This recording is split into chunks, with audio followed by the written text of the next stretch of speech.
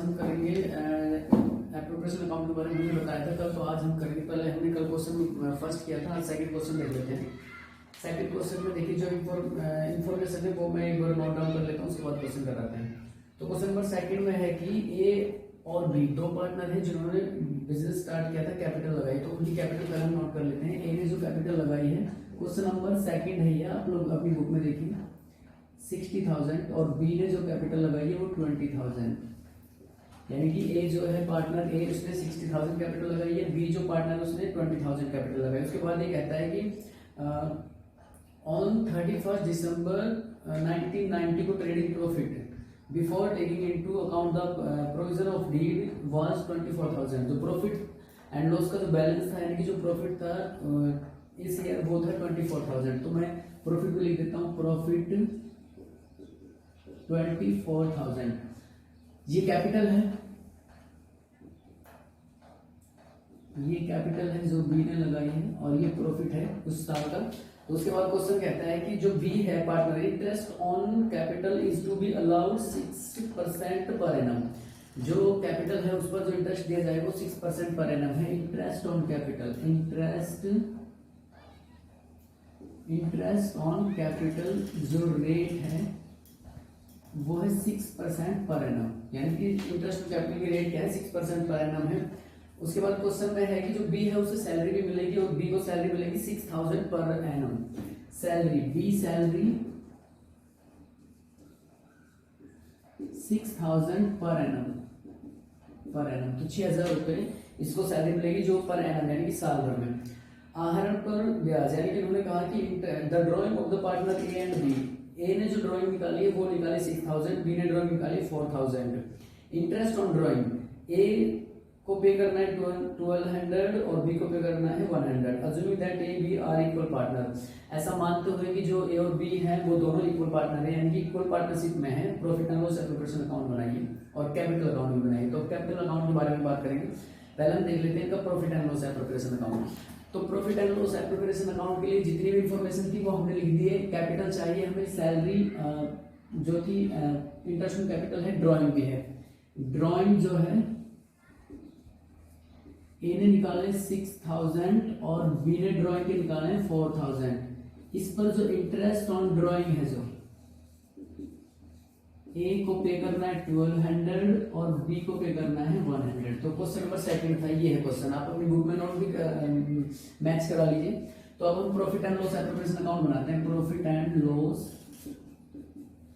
Appropriation account, profit and loss appropriation account बनाते हैं। आप देखिए, सबसे पहले हमारे पास जो प्रॉफिट एंड लॉस का बैलेंस था, जो प्रॉफिट था 24,000 जो इस साल बैलेंस था, सबसे पहले उसे लिख लेते हैं। वो हमारे पास प्रॉफिट एंड लॉस 24,000, आप इसे बिग प्रॉफिट भी लिख सकते हो।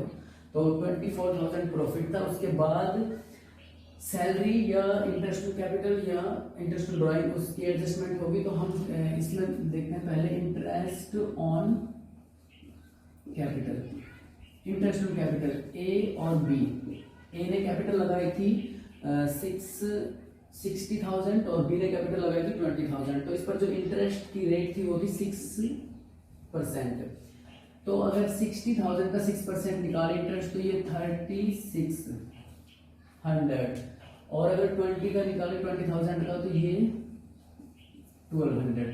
तो ये बन गया इनका इंटरेस्ट ऑन कैपिटल। तो 4,800 हो गया ये इंटरेस्ट ऑन कैपिटल। उसके बाद हम देखते हैं, देखिए नेक्स्ट क्या था, सैलरी थी। सैलरी केवल बी को मिलेगी, ए को नहीं मिलेगी। तो हम यहाँ बी सैलरी लिख देते हैं, बी सैलरी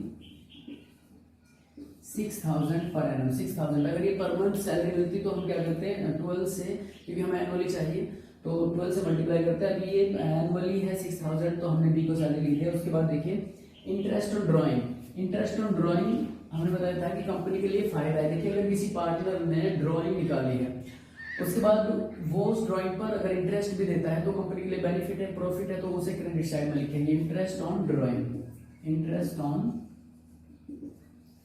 ड्राइंग, ए को बी ने 100, ए ने 200 दिया है, बी ने 100। ड्राइंग भी दे रखी है क्वेश्चन में, अगर ड्राइंग दे रखी है, उसकी रेट दे रखी है, और कई बार क्या है कि मंथ टाइम पीरियड नहीं दे रखा, तो 6 मंथ मान लेते हैं, लेकिन इसमें क्या है कि इंटरेस्ट दे रखा था, कैलकुलेट नहीं करना पड़ा, जहाँ कैलकुलेट करना पड़ेगा वहां देखेंगे। इसके बाद क्वेश्चन में और कोई इन्फॉर्मेशन ऐसी है नहीं, यानी कि हमारे पास क्वेश्चन है, क्वेश्चन नंबर 2 का ए पार्ट था ये, इसमें बाकी सारी इन्फॉर्मेशन हो चुकी है। प्रॉफिट इसका है 13,500। तो अब देखते हैं क्रेडिट साइड को हम ऐड करते हैं, यहाँ पे ये आ गया, अगर इसका सम करें हम लोग तो यहाँ हमारे पास सम आ गया 24,300, तो 24,300 तो क्रेडिट साइड है इसकी। अगर क्रेडिट साइड का जो सम है, जो एडिशन है, वो अगर ज्यादा है, मोर देन है डेबिट साइड, तो प्रॉफिट होगा, और अगर डेबिट साइड का ज्यादा है और क्रेडिट साइड का कम है तो लॉस होगा। तो हम देखते हैं 24,000 प्लस में 300, तो ये हो गया 24,300। उसके बाद इसका सम कर लेते हैं 4,800 और 6,000, 0, 0, 8, 10,008। तो अब इसमें से सब्ट्रैक्ट कर लेते हैं हम लोग, तो यहाँ आ गया हमारे पास 5, 3 और 1, यानी कि प्रॉफिट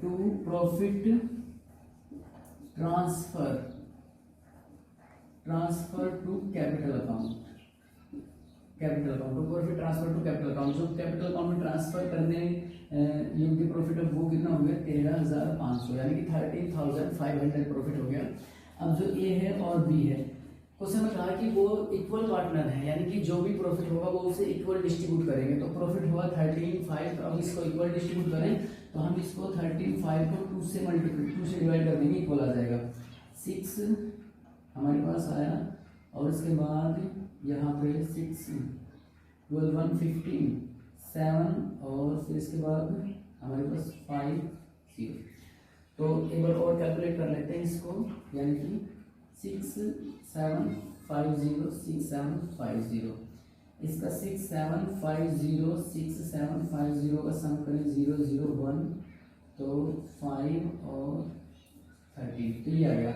तो ये क्वेश्चन था, इक्वल करने के लिए हम इसका लिखें 24,300 इसका साइड का, और 24,300 ये हो गया।